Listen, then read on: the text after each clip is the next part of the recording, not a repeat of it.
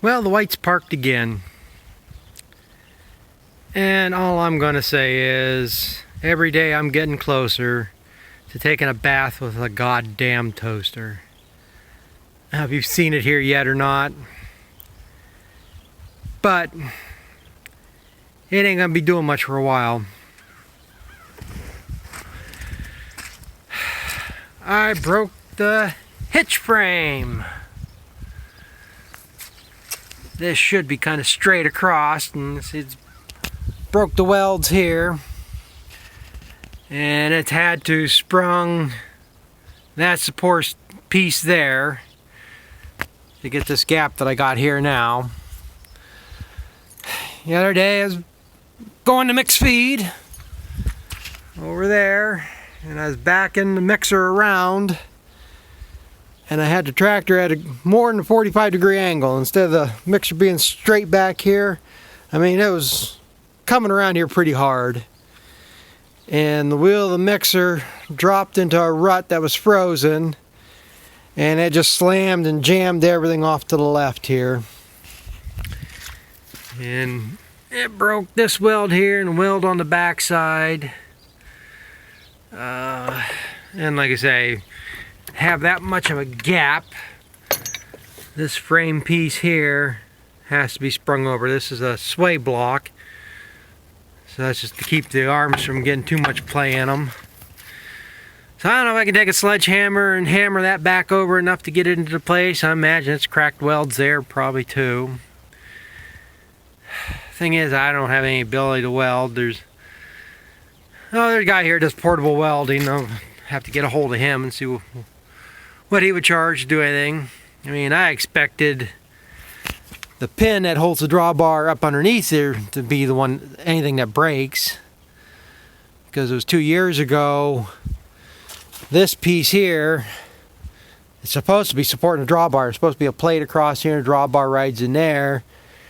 And like I say, that broke out when I was bagging silage. Ended up with the hitch on the ground. So, like I say, stuff like this is obsolete. I mean, you can probably get it out of a junkyard. What I did was, took an old brush hog blade, and I got a video somewhere on here where I talked about it. Cut a piece out of it, burned some holes through it, and got grade 8 bolts here, and bolted that up in there to hold it. It's been fine, but so I don't know what I'm going to do here now for a while. So one thing I think I got to get it fixed here before I start bagging silage. I mean, I got about a month to worry about it, but and that's the other thing too. I'm going to have to, another reason why I want to get him out here. I can take this over to a welding shop. Probably can take tractor there too, but I really don't want to road stuff anymore than I have to like that, but I gotta get this fixed up. I don't think it's anything in the structural part of it. I think it's just this piece here that holds the main tunnel pieces here. This is just tin on top. I think this just needs to be, like, take an angle iron and cap this across here. Biggest thing this thing needs, I need to get these teeth retined. And you just take probably like a high carbon steel strip. If you look at this, you can see where a piece has broken off. I mean, these have had added onto them. Some of these probably must be 3-4 times now. I've done it once. Some of them, I haven't done them all. So like I say, you seem to get your most wear right here. Like these over here. I don't know if these are ones I've done at one time or not, but you can see how they more squared off. So I say I have to see if that's something he'd be willing to do, you know, come out here and do it, or I have to take this somewhere and have it done. But yeah, once one thing starts happening, it just keeps happening. This will be number 3 here now, so maybe I fix that. This tractor will be good for a while. Now they got the fuel issue fixed. And the other thing I had today, well, I got it yesterday. Another farm auction coming up here. Yeah, I ain't gonna be going to it. I mean, it's mainly just cows. 52 tie stall purebred. Mainly Holsteins. I guess they got some brown Swiss down there in there too. Yeah, purebred Holsteins and Swiss. This auction is March 17th. Highway 215. It's 3 miles south of I-90 exit 6. It's over by the Ohio line. I mean, I would be interested in buying some cows, but I ain't got the cash to do it here now. They say, oh, I ever talked about it. I got money here coming. If the lawyers ever finish up my uncle's estate, but ain't a whole lot. But yeah, 52 tie stall. They got milking equipments for sale. 1,000-gallon tank. Alpha Laval vacuum pumps, 2 of them. De La Belle milking system. Honda or Weaver line bedding chopper. 2 silo unloaders. This is over 100 second and third cut bales of baleage. I'd be interested in that too, but like I said, I don't have money to go to an auction with. And TMR mixer. I think that's a self-propelled one, drive through the barn, twin screw, Rizzler. But then again, I don't know if I'd want these cows here or not. I mean, the pictures, they don't look bad. Neighbor that I milk his cows, they say they got a 52-pound average, 3.9 fat, 3.2 protein, 17,000 pound herd average. They don't look bad and stuff, but he said he heard that they were on the thin side. And the other thing was, I guess a lot of them ain't bred. They may be bred now. See, I know they've shown cows over at the fair, and people we know, one woman I know works for the local vet, and I guess she told my neighbor that they bought a bunch of Lutalice, tried to bring cows into heat, because a lot of them were 7 and 8 months out from being bred. So, well, like I say, if they milk fairly decent, then they might go fairly decent price. It might be worth it if you have the money. But any big farm here, you know, they want them just fresh or recently fresh, or, you know, they don't want ones in late lactation for the most part. But it'll be another farm going out. So, head around here, got one more other thing to show. Yeah, I even got the 4-wheeler out again. Tried starting the other day and the damn thing wouldn't even fire off. And I had the same problem last fall. Just wouldn't start on me. So I just moved it off to the side and parked it. Tried the other day getting it started. Tried checking for spark, and I had a real yellow spark, and the spark plug was shooting a spark not to the end contact. I don't have it in there. It didn't look like a good spark, so I went and got a new spark plug and fired it off here again. So, I don't know if these plugs, I had the same problem a year ago.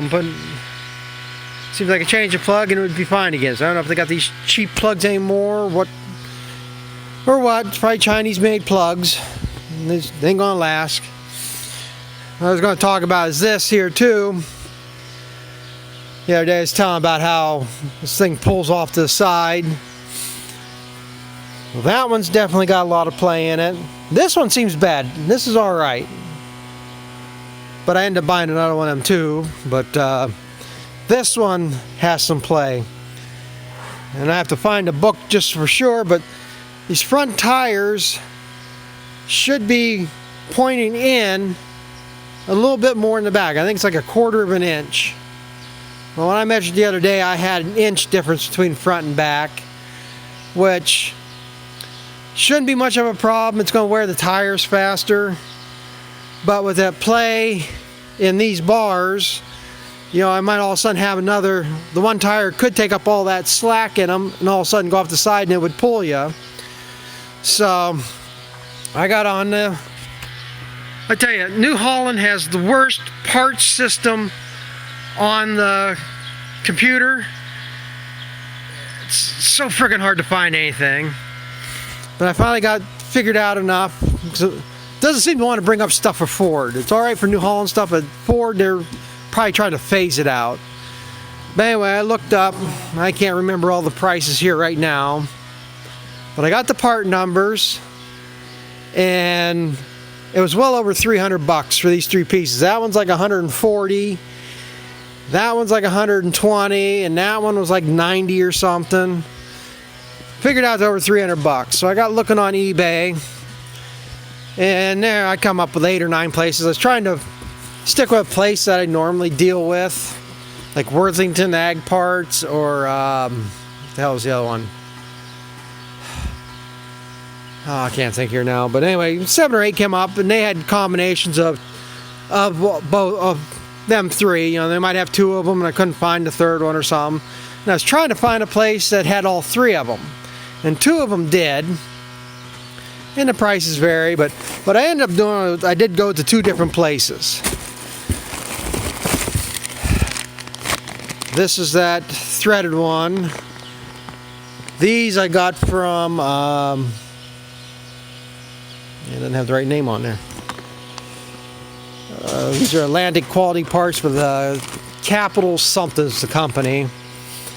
And this one was like $26. Problem is, I got this one for this side. This one was $31. Thing is, this one has these notches, these half moons in there, and it's supposed to be a half moon in this pipe, and then the bolt would go through and lock it in place. But as you can see, this one has bolt holes all the way through, so this is not going to work on there. Now, like I say, I looked up the part number, and that's New Holland's part number.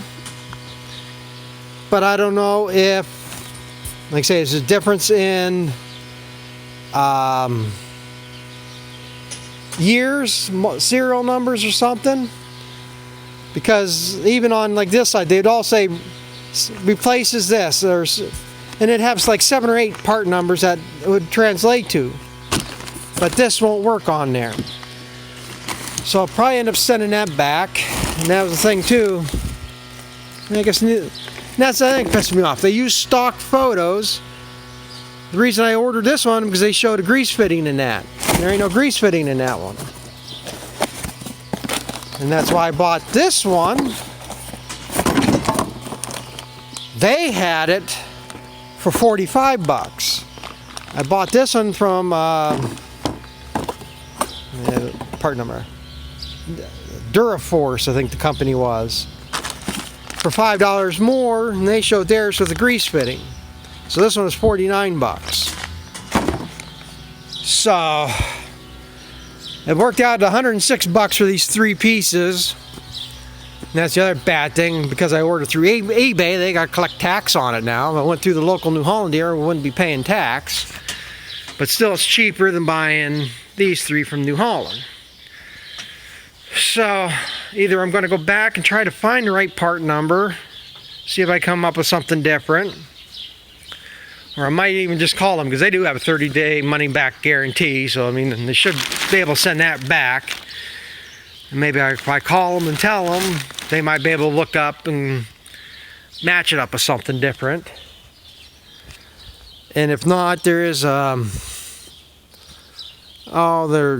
a diesel repair shop, and they carry like from Tisco and stuff.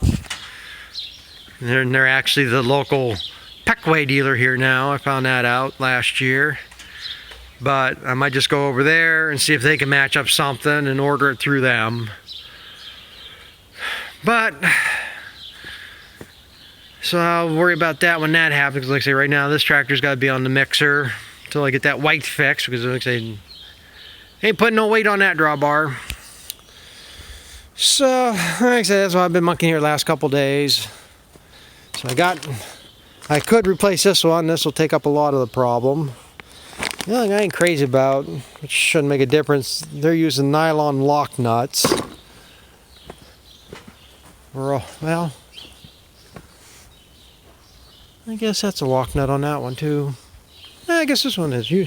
Most of the time they're the castle nuts. That one's a castle nut. Caught a key there.